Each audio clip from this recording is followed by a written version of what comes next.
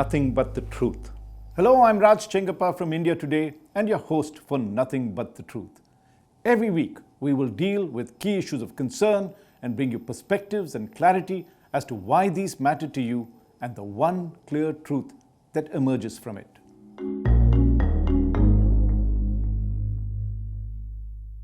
The Bharatiya Janata Party, or the BJP, won a blockbuster victory in Gujarat, which is the home state of Prime Minister Narendra Modi, which went to the polls recently.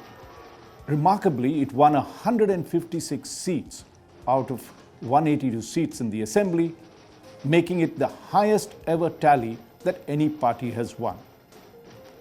It was way back in 1985 that the Congress won 149 seats, and the BJP's tally sets a new record in this crucial state.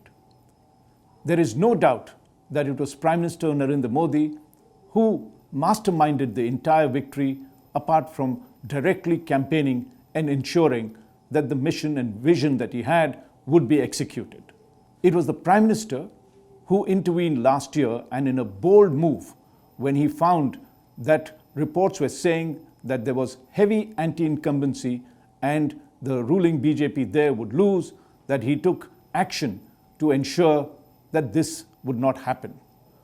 Among the top things he did was that he had the entire cabinet as well as the Chief Minister, the then Chief Minister, Vijay Rupani, dismissed and brought in a relative newcomer, Bhupendra Patel, who was a first-time MLA and a former municipal councillor as the Chief Minister, and brought an entire range of fresh faces for the cabinet.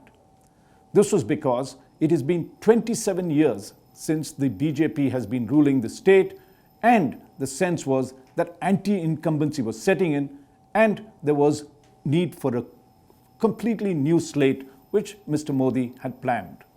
This included replacing as many as 40 MLAs with new faces or fresh faces for the assembly polls. Then the Prime Minister left nothing to chance. He personally campaigned and did as many as 30 rallies in the state, crisscrossing all the districts, as well as holding two huge roadshows in the critical cities of Surat and Ahmedabad. He appealed mostly to what is known as Gujarati Asmita, which means pride in identity, and that connect brought the BJP and him rich dividends in the outcome. But if the massive win in Gujarat saw Modi becoming the BJP's trump card, the defeat in Himachal Pradesh, which went to polls simultaneously, was sobering. It, in some ways, was a consolation for the Congress party, which was thrashed in the Gujarat elections, but in Himachal was able to pull off a victory by the thinnest of voting margins.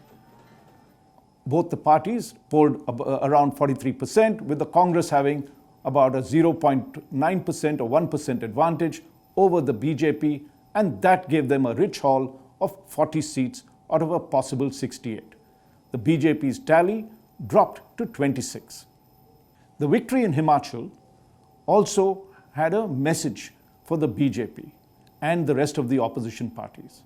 It showed that if the Congress or any opposition party had a good organization, was able to cash in on anti-incumbency as had happened in Himachal, and was able to put its top leaders together to fight and unite and take on the BJP could be defeated.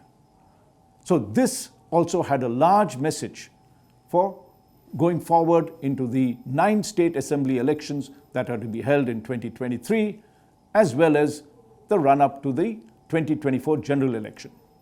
So what are the challenges that Prime Minister Modi and the BJP face as they make this huge bid to win a third term in the Lok Sabha for them in 2024? One of the major positives for the BJP is that with Prime Minister Narendra Modi at the helm and ably assisted by Amit Shah and, of course, the BJP President JP Nadda, the party has been transformed in the past decade into a formidable electoral juggernaut. The party treats every election, whether a municipal election or an assembly one or the Lok Sabha one, as if its very survival depends on it. And they not only mount the heavy artillery, but mobilize their massive cadres that now totals over 18 crore members, probably the world's largest party, and have organized it so efficiently in a manner that ensures that it goes right down to the booth level and now even up to the homes of voters. The first big electoral challenge that the BJP would face in 2023 is in Karnataka, my home state, where assembly elections are to be held in May. Now, the BJP followed somewhat the same formula that it did in Gujarat by replacing the chief minister last year, that was taking out B.S. Yedurappa and putting Basavaraj Bommai as the chief minister. This was done to speed up development, to end factionalism, and to curb corruption. But clearly, the BJP is on the back foot in Karnataka. They have a formidable opposition in the Congress, which has two top stalwarts that are contesting for the top leadership, Siddaramaiah and D.K. Shivakumar. Both of them have their constituencies, and apart from that, they have a very good cadre. So Karnataka is going to be a litmus test for what the BJP has done in terms of organizing its party and the kind of electoral machinery that it can mount. In the last general elections, they did well, winning close to 25 of the 28 seats that had been thrown up. And so the BJP feels that even if they do not win Karnataka big in the Lok Sabha elections, it will be the Modi factor that will come into play and help them through. Indeed, the party depends heavily on Modi in the elections in the other critical states that are due next year. And these include Madhya Pradesh, Chhattisgarh, and Rajasthan. Now, in these three assembly elections that happened in 2018, the BJP actually lost to the Congress, and the Congress ruled these states in Madhya Pradesh. Defections by the BJP saw them lose power there, but they held on to Chhattisgarh and Rajasthan. The interesting fact is that though they had lost the assembly elections in these three states, they swept all the seats available in the Lok Sabha in 2019. Now, in each of these three states, the BJP faces leadership tussles and issues. They are undecided about keeping Shivraj Singh Chauhan, and there was one plan to replace him with Union Minister Naresh Tomar, but that didn't curry too much favor because it was felt that Tomar was not a pan-state leader and they could run into issues. The BJP faces a similar dilemma in Rajasthan and Chhattisgarh. There, the former chief ministers, Vasundhara Raje of Rajasthan and Raman Singh of Chhattisgarh, have their hats in the ring. But the BJP is not very clear whether they should be declared as their CM candidates for the coming assembly elections. So here again, the entire dependence is in many respects on Prime Minister Modi to pull off a victory in the Lok Sabha as well as the assembly elections in the state. Now, this is both a strength and a weakness. A lot of the BJP party insiders feel that the BJP is heading the way the Congress did in 1970, where Indira Gandhi became the Congress party's prime vote catcher and all elections were fought and won in her name.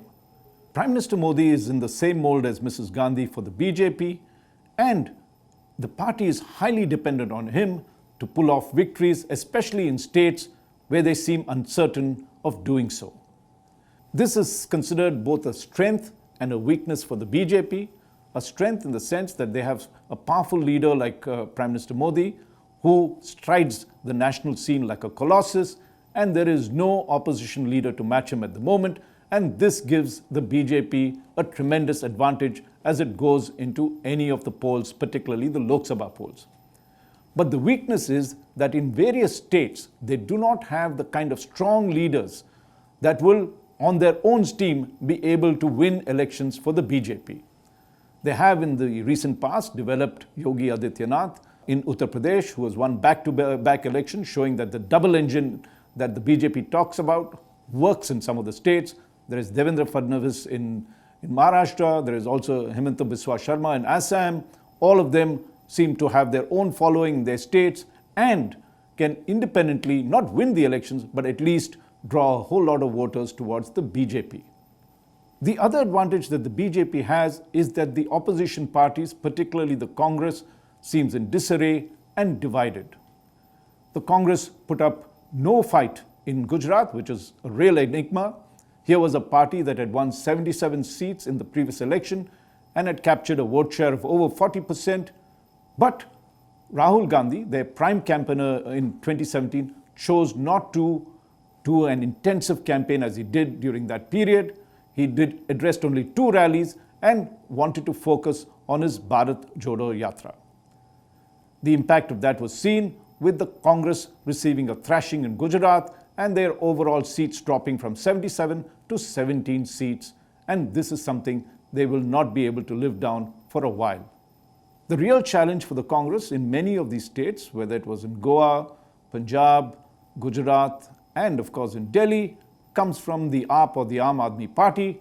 Though the AAP has made a splash recently by winning the municipal polls in Delhi and early in the year winning Punjab, what it is doing is, while it has emerged as a national party, it is hurting the Congress more than it is doing the BJP. In fact, it is becoming one of the main rivals to the Congress in Gujarat, as well as in other states in Goa and other places. Now, this is not good news for the opposition, because what is happening is that all the anti-BJP votes are being divided, and the BJP therefore is able to strike or get a better strike rate in elections if they are being held in some of these states. But AAP also has its problems when it comes to the Lok Sabha. Despite the fact that it won Delhi elections twice with a landslide, when it came to the Lok Sabha, it could not win any of the 7 seats. The BJP swept all of them. So the AAP has some distance to go, because right now its total tally is negligible as compared to that of the BJP. Now, if you look across the country, the BJP faces formidable challenges from several regional stalwarts, and this includes Mamata Banerjee of the TMC in West Bengal. If you recall, just last year, the TMC swept to a landslide victory, electing Mamata Banerjee for a 3rd term. But in 2019, during the Lok Sabha elections, the BJP made major inroads into the state and won as many as 18 of the 42 seats, giving Mamata Banerjee a real scare. Then if you look at neighboring Odisha, where strongman Naveen Patnaik has been ruling for over 2 decades, the BJP did make inroads into the state in 2019, winning 8 of the 21 seats that were available, and again giving Naveen Patnaik a bit of a shake-up. But in the south, the BJP faces major problems winning Lok Sabha seats there. If you take a look at the states of Tamil Nadu, Andhra Pradesh, Telangana, and Kerala, the BJP does badly. Out of the 101 seats that are available in these 4 states, the BJP won only 4 seats, and that was only in Telangana. And worryingly for the BJP, in the states that it thought it had tremendous presence, that has begun to be shaken by recent developments. Then if you take a look at Bihar, the BJP won as many as 17 of the 40 seats in the Lok Sabha in 2019, but with Nitish Kumar forming this alliance with the RJD and the combination being quite formidable, that number is no more certain for the BJP. It could even get much less than that. The BJP ran into trouble in Maharashtra also, which throws up 48 seats. While in 2019, in an alliance with the Shiv Sena, it won 23 of the 48 seats. Soon after that, the Shiv Sena broke away from the BJP. It then entered into an alliance with the NCP and the Congress and formed the state government there. Just as the Maha Vikas Aghadi began to threaten the BJP's prospects, the BJP struck right back. It split the Shiv Sena and formed a government with the rebel Shiv Sena. The first test of this new alliance will come when municipal elections are held next year, and it will be seen as to which faction of the Shiv Sena is really stronger than the other. So if you looked right across the spectrum and classified the states where the BJP was strong and where it was not, you have Fort BJP, which is Uttar Pradesh and Gujarat, and that has thrown up 80 seats over there, where the BJP won 62 seats in Uttar Pradesh in the last elections, and along with Gujarat, which has 26 Lok Sabha seats, which the BJP swept. So if you total them, the BJP is crossing 106 seats with ease. Apart from that, if they're able to take Chhattisgarh, Madhya Pradesh, and Rajasthan as they did last time, and if you take a look at Haryana, where they swept all the seats, or in Assam, where they got a majority of the seats, they could touch 200 quite easily. The real problem for the BJP is in the states that challenge them. To get to 272 seats, which is the simple majority for them to form a government for the third time at the center or a hat trick, the BJP needs to really win in some critical states. And these are in West Bengal, Odisha, Bihar, Maharashtra, and Telangana. If it doesn't do well in these states, the majority that they are seeking might be in jeopardy. Of course, there are other factors than just electoral that could determine the outcome, and one of them is the economy. It will be not just politics that will determine the outcome of the 2024 general election. The economy will play a big role. The Indian economy has been underperforming even before COVID struck, and after the pandemic came, it devastated the entire economy. It has recovered since then, though economists are divided whether this recovery is sustainable. As we have seen recently, many agencies, including the RBI, has downgraded the economic growth that is expected from 8% earlier to around 7%. That is not good news for the Modi government, because linked with the economy is crucial electoral issues like prices and unemployment. There have been geopolitical issues like the Ukraine war that has disrupted economies worldwide, particularly in the areas of fuel and food, and we have seen high inflation as a result of that. Not only is there a price rise issue, coupled with it is that unemployment rates continue to be high across the country. An India Today poll that we did, the Mood of the Nation poll in August, showed that almost 53% of the people who were surveyed feel that unemployment is the number one issue across the country. So the BJP will have to start working towards repairing the economy, and particularly what they call the micro, small and medium enterprises, which account for the maximum number of jobs. They had been devastated by the pandemic and many of them had to shut down. These need to be revived. While the economy is vital for any government, the Modi government has shown that even if the economy is not functioning up to speed, they could still win elections as they did in 2019. Of course, apart from the Modi factor that drove the BJP to a majority, there was a black swan event in the form of the Pulwama terror attack that happened and the subsequent strike that the Prime Minister ordered against a terrorist camp in Balakot, deep inside Pakistan, that gave the country the confidence that they had a decisive and strong leader to head them into the next general election. This time around, there are other aces that the Prime Minister has.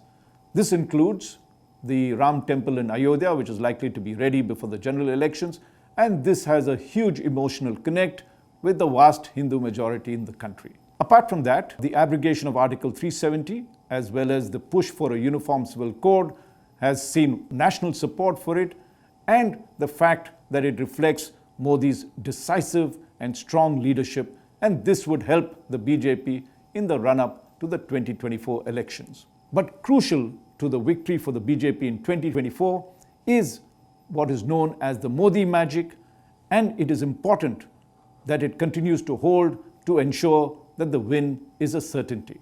For more details of the challenges that the BJP faces in the 2024 general elections, read the India Today cover story on the subject, which has in-depth information as well as charts and graphics that explains the entire issue simply. Thank you for listening to this episode of Nothing But the Truth. I look forward to having you with me the next time.